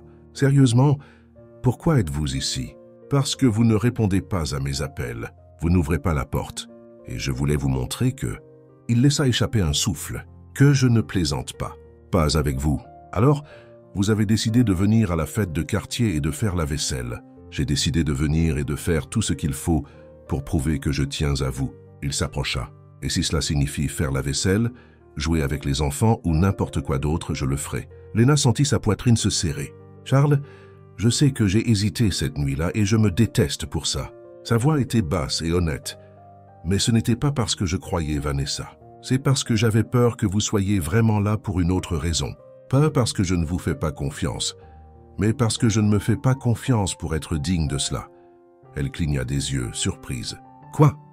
Léna, j'ai passé toute ma vie entourée de gens qui veulent quelque chose de moi. Argent, relations, statut, et quand vous êtes arrivé, simplement en étant vous, en étant vrai. Je n'arrivais pas à le croire. Cela semblait trop beau pour être vrai. Il passa une main dans ses cheveux, frustré. Alors, quand Vanessa a dit ces choses, pendant un instant j'ai pensé, et si c'est vrai? Et si je me faisais avoir? Et maintenant, demanda Léna, la voix tremblante. Maintenant, je sais que j'avais tort. Vous n'êtes pas comme les autres. Vous êtes unique. Et je vous ai presque perdu à cause de mes propres doutes. Léna resta silencieuse, absorbant ses paroles. Elle pouvait voir la vérité dans ses yeux, la vulnérabilité, la peur. Vous êtes un idiot, dit-elle enfin. Charles cligna des yeux. Je sais, un idiot compliqué, insécurisé, qui se fige au pire moment. Je le sais aussi. Mais elle s'approcha. Vous êtes ici à faire la vaisselle, à jouer avec les enfants, à faire quelque chose de ridicule pour me montrer que vous êtes sérieux. Je le suis, sourit-il doucement. Et si je dois le faire, je continuerai. Je peux faire la vaisselle pendant un mois entier. Léna rit, secouant la tête. Pas besoin d'exagérer. Alors, vous me pardonnez? Elle fit une pause. Sa fierté lui disait de rester distante. Mais son cœur têtu, lui murmurait autre chose. Je suis toujours en colère, dit-elle honnêtement. Mais j'essaie de comprendre. C'est tout ce que je demande. Charles tendit la main. Puis-je vous raccompagner plus tard pour qu'on puisse vraiment parler? Léna regarda sa main puis son visage. Lentement, elle prit la sienne. D'accord. Mais vous finissez cette vaisselle d'abord. Il rit, soulagé. Marché conclu. Ils restèrent encore 1 heure à aider à la fête. Charles continua de faire la vaisselle. Léna servit des brownies. Et peu à peu, l'ambiance entre eux commença à se réchauffer à nouveau. Alors que la fête touchait à sa fin et qu'ils marchèrent vers la voiture, le téléphone de Charles sonna. Il regarda l'écran et fronça les sourcils. « Désolé, c'est le bureau. Je dois prendre ça, vas-y. » Il s'écarta de quelques pas pour répondre. « Allô, Grégory ?» La voix de son partenaire était tendue. « Charles, nous avons un problème, un gros problème. »« Qu'est-ce qui s'est passé ?» La fusion avec Arlette. Elle tombe à l'eau. Et il y a plus. Nous avons découvert qui a divulgué l'information. C'était quelqu'un de l'intérieur. Maintenant, il menace de nous poursuivre pour rupture de contrat. L'estomac de Charles se tordit. Quoi? Qui a fait la fuite? Nous enquêtons toujours. Mais si cela éclate, l'entreprise pourrait s'effondrer. Tu dois revenir maintenant. Il ferma les yeux, sentant la pression revenir. J'arrive. Il raccrocha et se tourna vers Léna, qui le regardait avec inquiétude. Tout va bien? Demanda-t-elle. Non, soupira-t-il frustré. Il y a une crise à l'entreprise. Je dois m'en occuper avant que ça ne devienne un plus grand désastre. Va. Léna toucha doucement son bras. Nous parlerons plus tard. Charles hésita, puis hocha la tête. Merci pour aujourd'hui, pour m'avoir donné une chance. De rien. Maintenant, va sauver ton empire. Il donna un triste sourire et monta en voiture. Alors qu'il roulait vers Manhattan, une pensée continuait de tourner dans son esprit. Il ne pouvait pas se permettre de tout perdre maintenant. Pas l'entreprise, pas Léna. Mais pour la première fois, il n'était pas sûr de pouvoir sauver les deux. La salle de conférence était dans un état de chaos contrôlé. Des papiers éparpillés sur la table, des graphiques projetés sur le mur et au moins 6 cadres parlant en même temps. Charles Stone entra avec Grégory à ses côtés et la pièce devint silencieuse. « Quelqu'un peut-il m'expliquer calmement ce qui s'est passé ?» demanda Charles en s'asseyant à la tête de la table. Grégory ouvrit un dossier. Quelqu'un a divulgué des détails confidentiels sur nos projets d'expansion à Arquette. Ils affirment que nous avons violé des clauses d'exclusivité. Maintenant, ils menacent de nous poursuivre et d'annuler la fusion. Qui a fait la fuite? La voix de Charles était stable, mais la tension dans la pièce était palpable. William Stone, qui était resté assis silencieusement dans un coin, parla enfin. « C'est ce qui arrive quand on se laisse distraire, Charles. Quand on fait passer les sentiments avant les affaires. » Charles prit une profonde inspiration, retenant la réponse qu'il voulait donner. « Ce n'est pas une question de distraction, c'est une question de trahison envers l'entreprise. Et où étiez-vous lorsque cela s'est produit? À faire la vaisselle lors d'une fête de quartier ?» William haussa un sourcil. La pièce devint encore plus silencieuse. Charles fixa son père, sentant cette vieille colère monter. Mais cette fois, quelque chose avait changé. Il ne se sentait pas petit, il ne se sentait pas inférieur. « J'apprenais quelque chose que vous ne m'avez jamais enseigné. » Charles se leva. « Que les gens comptent, que la vie est plus que des profits et des fusions. Et que si cette entreprise ne peut survivre qu'en écrasant les gens autour d'elle, alors peut-être qu'elle ne vaut pas la peine d'être sauvée. » William plissa les yeux. « Faites attention à ce que vous dites. » « Non, j'ai fini d'être prudent. » Charles fit le tour de la table, regardant chaque cadre dans les yeux. Cette entreprise a été bâtie sur le travail acharné, oui, mais aussi sur la peur. Peur de faire des erreurs, d'être humain, de se soucier. Et j'en ai fini avec ça. Grégory le regardait, clairement impressionné. « Charles, qu'êtes-vous en train de dire? »« Je dis que nous allons régler cette crise, mais à mes conditions, dit-il en regardant son père. Et si vous n'êtes pas d'accord, reprenez le contrôle. Je ne vivrai plus dans l'ombre de vos attentes. » William resta silencieux, étudiant son fils. Pour la première fois depuis des années, il y avait quelque chose de différent dans ses yeux. De la détermination, de la conviction. « Faites à votre façon, dit finalement William. Mais si vous échouez, c'est sur vous que ça retombera. »« Je sais. » Charles se rassit. « Maintenant, mettons-nous au travail. » Dans les heures qui suivirent, Charles examina les contrats, parla avec des avocats et chercha une solution. Mais plus il creusait, plus il réalisait qu'il avait besoin d'une perspective différente. Quelqu'un qui pensait hors des sentiers battus, quelqu'un comme Lena. Il prit son téléphone et hésita. Serait-il juste de l'impliquer là-dedans? Mais avant qu'il ne puisse décider, la porte de la salle de conférence s'ouvrit et Lena entra. Elle portait un jean, un simple chemisier et tenait un sac en papier. Tous les cadres de la pièce la regardèrent avec confusion. «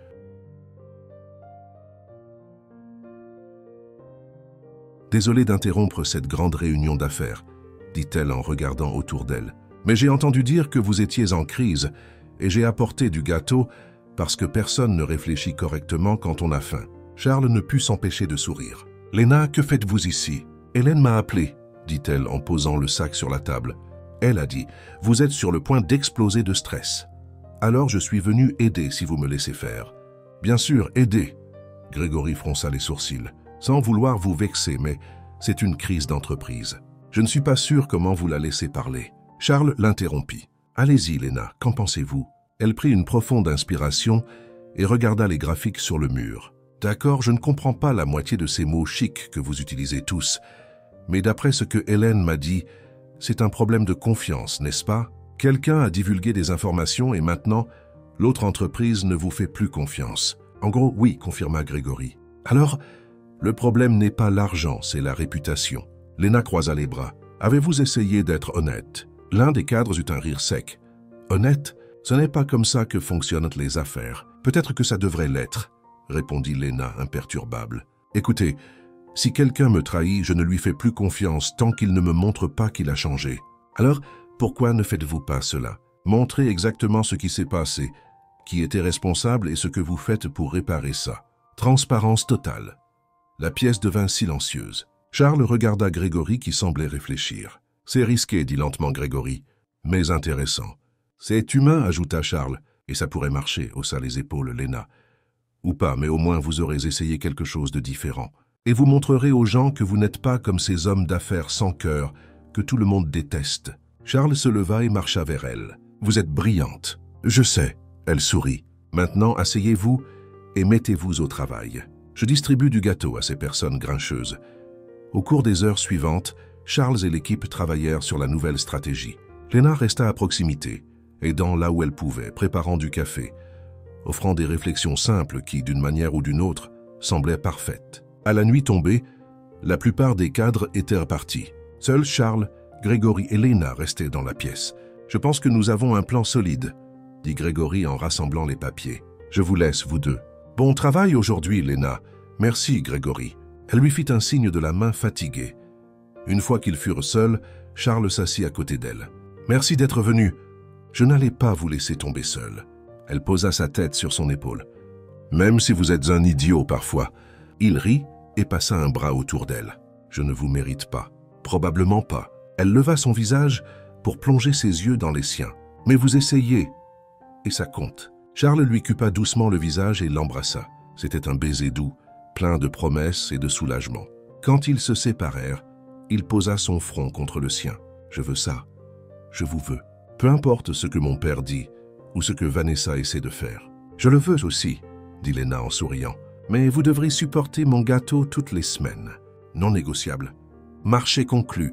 Ils restèrent là un moment, profitant de leur présence dans un silence confortable, jusqu'à ce que le téléphone de Charles sonne. C'était Hélène. Il répondit et entendit le ton nerveux dans sa voix. « Monsieur Stone, désolé de vous déranger, mais nous avons trouvé quelque chose dans les enregistrements d'emails concernant la fuite. »« Quoi ?»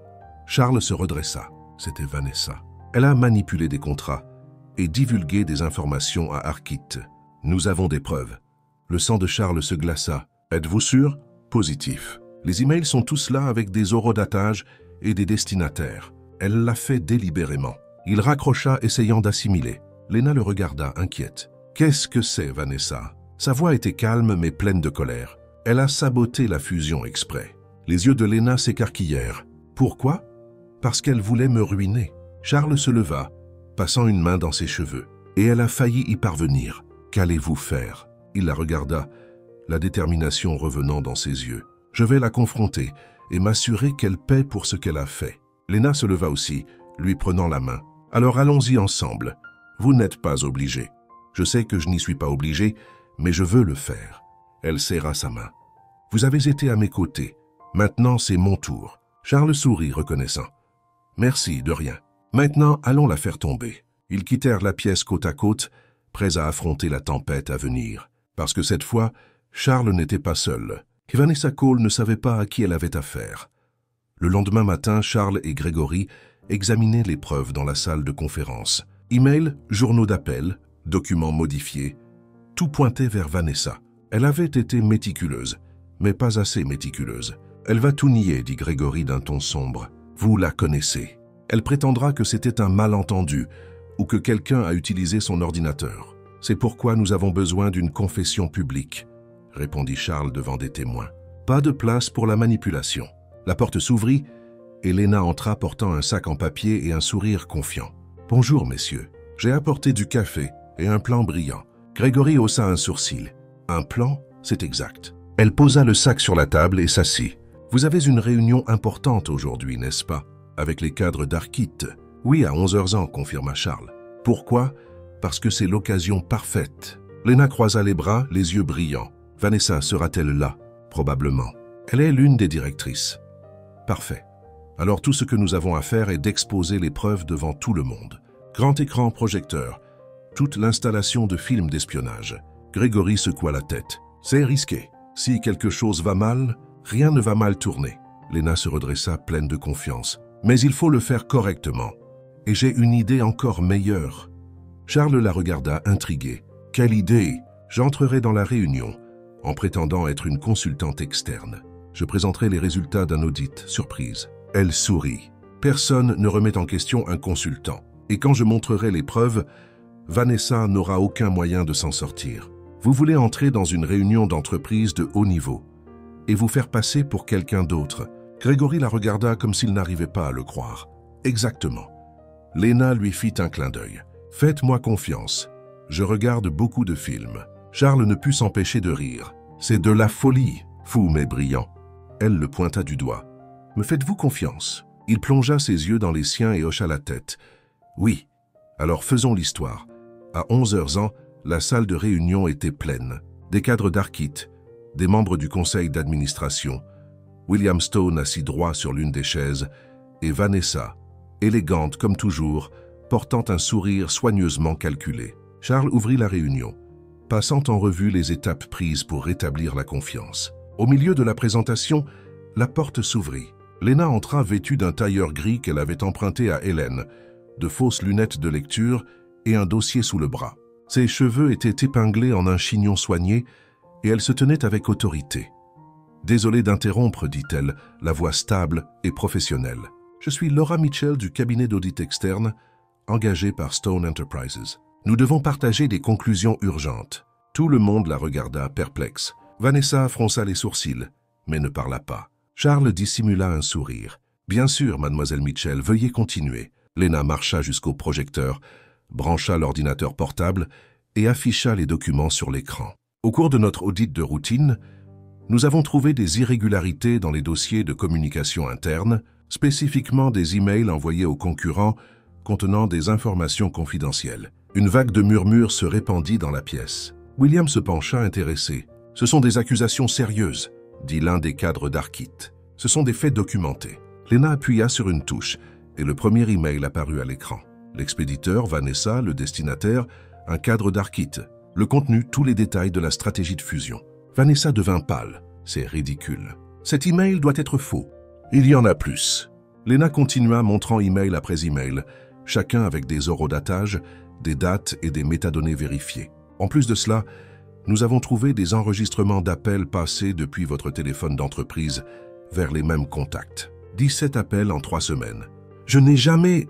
Vanessa se leva furieuse. Qui pensez-vous être? Quelqu'un qui n'aime pas les menteurs. Lena retira ses fausses lunettes et la regarda droit dans les yeux. Et vous êtes une menteuse de première classe. Comment osez-vous? Asseyez-vous, Vanessa. La voix de William coupa l'air comme une lame. Il fixait l'écran, son expression sombre. Avez-vous quelque chose à dire pour votre défense? Vanessa ouvrit et ferma la bouche, essayant de trouver des mots, mais il n'y avait aucun moyen de s'en sortir. La preuve était indéniable. Je l'ai fait parce qu'il ne méritait pas cette entreprise, dit-elle finalement, pointant Charles. Il était distrait, immature, impliqué avec les mauvaises personnes.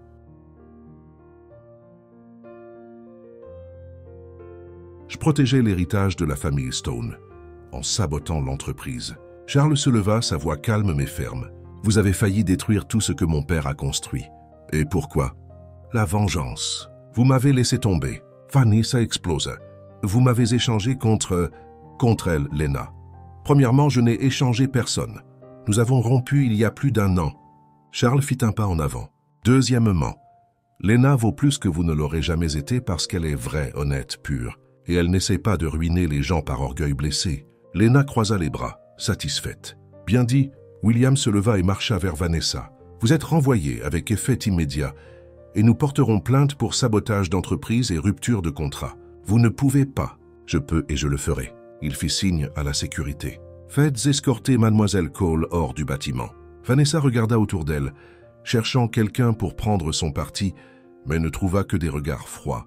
Alors que la sécurité approchait, elle releva le menton, essayant de conserver sa dignité, et sortit sous escorte. La pièce devint silencieuse pendant quelques secondes. Puis, l'un des cadres d'Arkit commença à applaudir. D'autres suivirent. Bientôt, toute la salle applaudissait. William regarda Charles, et pour la première fois depuis des années, il y avait quelque chose de différent dans ses yeux. Le respect. Vous avez bien géré ça, dit-il doucement. Merci, papa. Charles lui tendit la main. William la serra fermement. Puis il regarda Lena. Et vous, fausse auditrice. Bien joué, Lena sourit. Merci, monsieur Stone. Mais je préfère le titre de sauveuse d'entreprise. Il faillit sourire. Presque. La réunion se termina par l'accord d'Arkit de reprendre les négociations.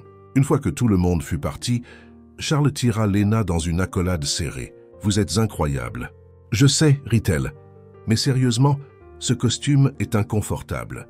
Comment faites-vous pour porter ça tous les jours? Il allait répondre quand le téléphone de Lena sonna. Elle regarda l'écran et fronça les sourcils. C'est un numéro inconnu, réponds. Elle décrocha et mit le haut-parleur. Allô, mademoiselle Ortega. Ici David Palmer de Palmer Investments. J'ai vu votre nom dans les nouvelles récemment en lien avec Stone Enterprises. Nous avons une proposition pour vous. Lena regarda Charles, perplexe. Quel genre de proposition? Nous aimerions investir dans votre café. Nous avons fait des recherches, parlé à des gens de votre quartier, et nous pensons que vous avez du potentiel. Nous sommes prêts à offrir la totalité du capital de démarrage, plus un soutien pour ouvrir l'entreprise dans les 3 mois. Le cœur de Lena s'emballa. Sérieusement? Absolument. Mais nous aurons besoin d'une réponse rapide. Nous avons d'autres projets en attente. Elle raccrocha, stupéfaite. Charles lui prit les mains. C'est incroyable, Lena. Votre rêve. Je sais, mais elle hésita. Ils n'ont pris contact qu'à cause de la publicité. à cause de vous. Et alors, ce qui compte, c'est que vous aurez l'occasion d'ouvrir votre café. Mais qu'en est-il de nous? Elle plongea ses yeux dans les siens. Je ne veux pas que vous pensiez que je vous utilise pour obtenir ça. Je ne penserai jamais ça, dit-il en lui prenant le visage entre ses mains.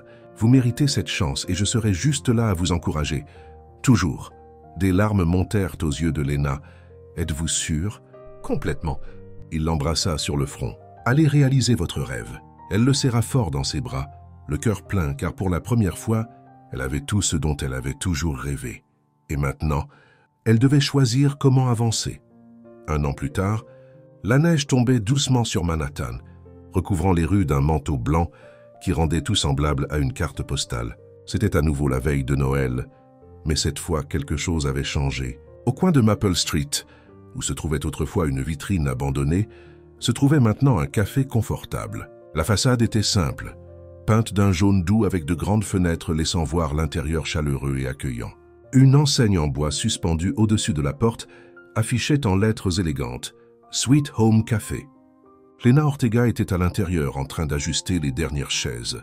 Elle portait un tablier rouge avec son nom brodé dessus et un sourire qui illuminait tout son visage. Après des mois de travail acharné, de rénovation, de tests de recettes et de nuits blanches, elle était enfin prête à ouvrir. Dorothy et quelques voisins attendaient déjà dehors, impatients. Des enfants avaient leur visage pressé contre la vitre, essayant d'apercevoir les gâteaux exposés sur le comptoir. « Lena, c'est l'heure », appela Dorothy en frappant à la vitre. « Ouvre avant que nous ne défoncions la porte. » Lena rit, essuya ses mains sur son tablier, marcha jusqu'à la porte, prit une profonde inspiration et retourna le panneau de « Fermé » à « Ouvert ». La porte s'ouvrit et les gens se précipitèrent avec enthousiasme. Câlins, félicitations et commentaires heureux sur l'apparence magnifique de l'endroit. Table rustique en bois, suspensions lumineuses au plafond, plantes aux fenêtres et l'odeur incomparable du café frais et de la cannelle. « Oh mon Dieu, Lena, cet endroit est un rêve », dit Dorothy en regardant autour d'elle. « Merci », rayonna Lena. « Servez-vous, aujourd'hui tout est offert. » Les invités se dispersèrent, goûtant aux brigadeiros, aux gâteaux, aux tartes et au café spécial de la maison. Les rires et les conversations remplirent la pièce, créant exactement le genre d'endroit que Lena avait toujours imaginé. Un endroit où les gens se sentaient chez eux. Elle était derrière le comptoir en train de verser des cappuccinos lorsque la porte s'ouvrit à nouveau. Et cette fois, son cœur rata un battement. Charles Stone entra, vêtu d'un manteau sombre et tenant un bouquet de fleurs, des marguerites blanches, pas froissées cette fois. Il s'arrêta à l'entrée, regardant autour de lui avec admiration. « Waouh !» murmura-t-il. « Vous l'avez vraiment fait. » Lena sortit de derrière le comptoir et courut vers lui. « Vous êtes venu ?»« Bien sûr que je suis venu. Je l'avais promis, n'est-ce pas ?»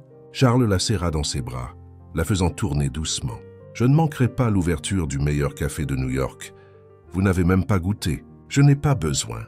Je connais le chef. » Il lui tendit les fleurs. « Félicitations, Lena. Vous méritez tout ça. » Elle prit les fleurs, les yeux embués. « Merci pour tout, pour avoir cru en moi, même quand je ne croyais pas en moi-même. Vous avez toujours eu du talent. Vous aviez juste besoin d'une chance. » Il regarda autour de lui. « Regardez ce que vous avez bâti. Nous avons bâti ça. » Elle lui prit la main. « Vous m'avez donné la force quand je voulais abandonner. Vous avez aidé avec les fournisseurs, le comptable, avec tout. C'était le moins que je puisse faire. » Il sourit. « Maintenant, où est mon café? Votre premier client officiel attend. » Lena rit, l'attirant vers le comptoir. « Asseyez-vous juste là. Je vais préparer quelque chose de spécial. » Pendant qu'elle préparait le café, Charles observait l'agitation du lieu. Dorothy s'approcha de lui, souriante. « Vous êtes Charles, n'est-ce pas? » Son petit ami. « Oui. » Il tendit la main. « Enchanté de vous rencontrer. »« Enchanté de vous rencontrer aussi. Cette fille ne cesse de parler de vous. » Dorothy lui lança un regard entendu. « J'espère que c'est sérieux. Elle mérite quelque chose de bien. » « C'est très sérieux. » Charles regarda Lena, concentrée sur la création d'un dessin sur sa mousse de lait. Quelques minutes plus tard, elle revint avec une tasse. Sur le dessus, il y avait un cœur dessiné dans le lait. « Votre café spécial, Monsieur Stone. » Il prit la tasse, but une gorgée et ferma les yeux. « Parfait, comme toujours. Menteur, vous avez mis trop de sucre. Vous êtes trop doux. Il est impossible de ne pas en mettre trop. » Il sourit. Lena leva les yeux au ciel, mais elle souriait aussi. « Vous êtes sentimental aujourd'hui. » « Peut-être que oui. » Il posa la tasse sur la table et se leva. « En fait, il y a une raison. » « Quelle raison ?»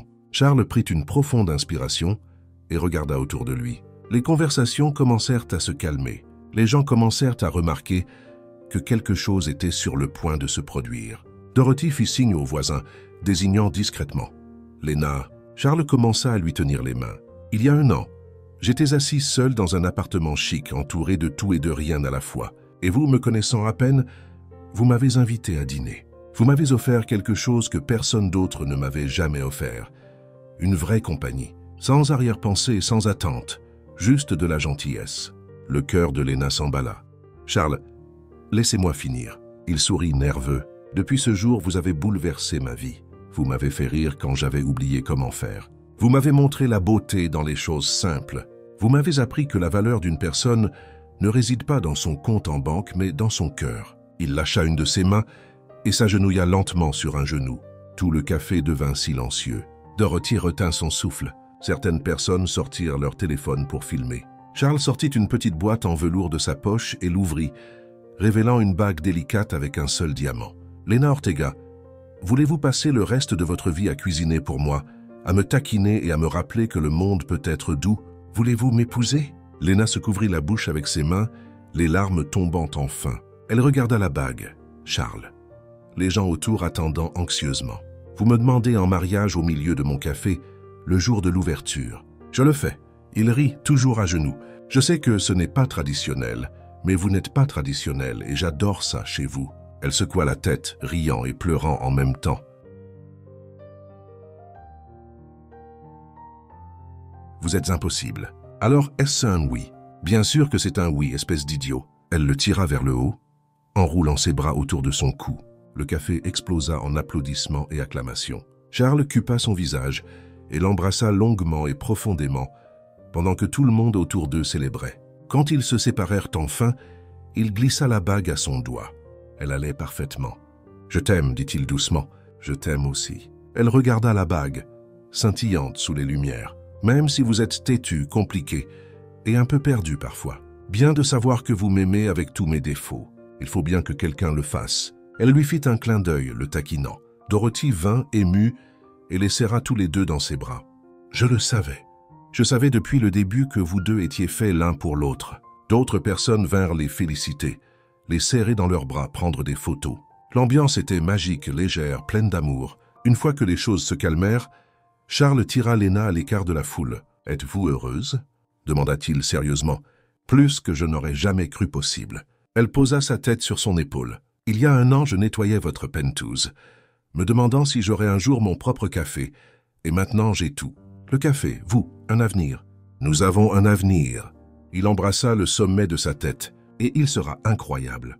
Vous devrez supporter du gâteau toutes les semaines. J'accepte les conditions. » Il sourit. « Et vous devrez me supporter en venant ici tous les jours pour un café. » Marché conclu. Ils restèrent ainsi un moment, se tenant l'un l'autre pendant que le monde continuait de tourner. Dehors, la neige tombait doucement. À l'intérieur, l'odeur du café et de la cannelle remplissait l'air, mélangée aux rires et aux conversations. Dorothy leva une tasse de café, attirant l'attention de tous. Un toast au Sweet Home Café, à Lena et au genre d'amour qui change les vies. Tout le monde leva sa tasse, café, jus, thé, et répéta à l'unisson « Santé ». Lena et Charles levèrent leurs verres ensemble, se regardant dans les yeux.